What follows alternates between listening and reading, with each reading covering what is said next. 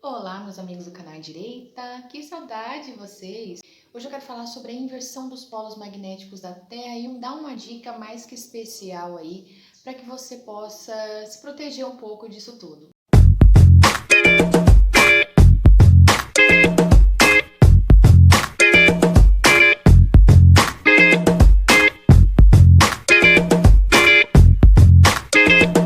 Os polos magnéticos da Terra já mudaram outras vezes ao longo da nossa história. Então não é a primeira vez que esse tipo de coisa acontece. E já estão havendo estudos científicos a respeito dessas mudanças climáticas que estão ocorrendo, estarem sim totalmente correlacionadas a essa inversão do campo magnético, do polo magnético que afeta o campo magnético, desculpe. Eu acho importante a gente debater sobre esse assunto, porque há muita coisa sendo dita e há muita mistura. Então imagina o seguinte, eu tenho uma informação privilegiada, tá? Eu sou o sistema. E eu tenho uma informação privilegiada a respeito de mudanças significativas na questão climática. O que você acha que o sistema vai fazer a respeito disso? Lucrar. Então é isso que eles estão fazendo. E aí, através dessa agenda verde, né, dessa questão da mudança para energia limpa e tudo mais, eles estão fazendo com que o capital deles cresça cada vez mais, claro que de posse de informações que não são abertas para as pessoas. E mais ainda, manipulando ali toda a narrativa para que, né, você pense que a forma que está acontecendo é a forma que eles falam. Mas a forma correta de que há essas mudanças, gente, não há como nós negarmos que existe sim uma mudança climática, né? Nós estamos presenciando coisas realmente assombrosas, né? Vulcões, terremotos, tsunamis. Nós estamos vendo um calor muito mais intenso em lugares que não era para estar assim, chuvas diferentes, né? Muito mais intensas, e isso vai acontecer cada vez mais. Inclusive, com essa mudança dos polos, né, no campo magnético ali, ele dá uma alterada. E nisso, a gente pode sim ter um desequilíbrio havendo uma tempestade solar, por exemplo. E isso sempre é discutido, né? Sempre é falado a respeito disso. E uma dessas tempestades solar pode realmente pifar todos os nossos aparelhos. Passou a moto? Então pode sim pifar os nossos aparelhos. E tem um estudo de Tesla que na verdade foi colocado em prática por um senhor que se chama Faraday, não sei como é que eu falo o nome dele, mas ele teve a ideia legal de colocar isso na prática, que é uma distribuição, nada mais é do que uma distribuição de energia, uma distribuição ali do eletromagnetismo. Então ele fez uma gaiola que você pode fazer de forma simples, dá para fazer até com uma tela de galinheiro, de pinteiro, né? Que ela é mais fechadinha, né? E aí você coloca ali, vou colocar a imagem aí, vou tirar o áudio, tá, gente? Para não dar um strike, mas dá uma olhada na prática como que funciona. Ele cai ali um raio, né, eletromagnético, e ele distribui na superfície, não atinge o conteúdo de dentro. Então dá uma olhada aí.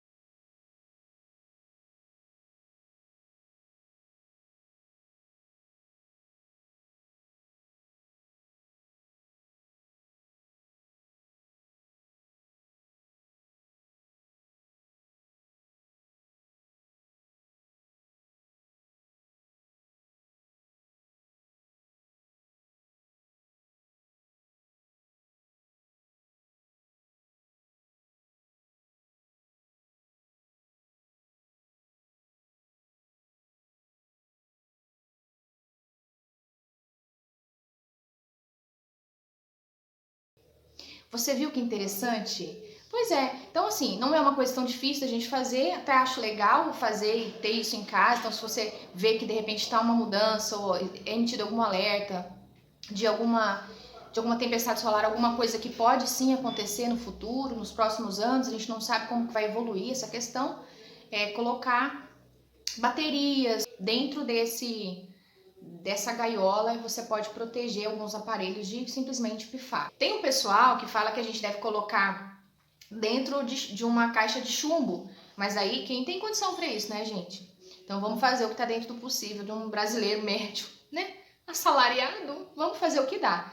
Outra coisa também seria revestir ali, por exemplo, um celular de papel alumínio, né? Que são exemplos de estudos que até garotada de escola faz. Podemos discutir que a comunicação entre celulares se dá por ondas eletromagnéticas. Ao se encobrir o celular com um papel simples, não irá acontecer nada, pois este papel não tem um bloqueio de ondas tanto eletromagnéticas quanto sobre a propagação de tais. Porém, ao se colocar o papel alumínio, podemos perceber que dentro desse papel alumínio, o equilíbrio estático dele é nulo.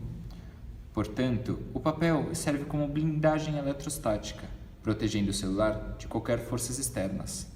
Sendo assim, as ondas eletromagnéticas que chegam de um celular irão se propagar pela superfície do papel de alumínio e não irão chegar ao celular. As ondas eletromagnéticas irão se propagar pelo papel alumínio.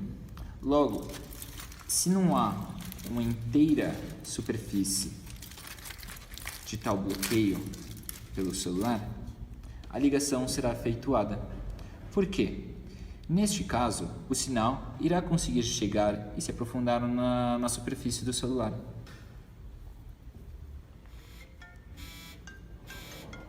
Outros exemplos de blindagem magnética são a gaiola de Faraday, os para-raios de prédios ou até mesmo, em alguns casos, os elevadores.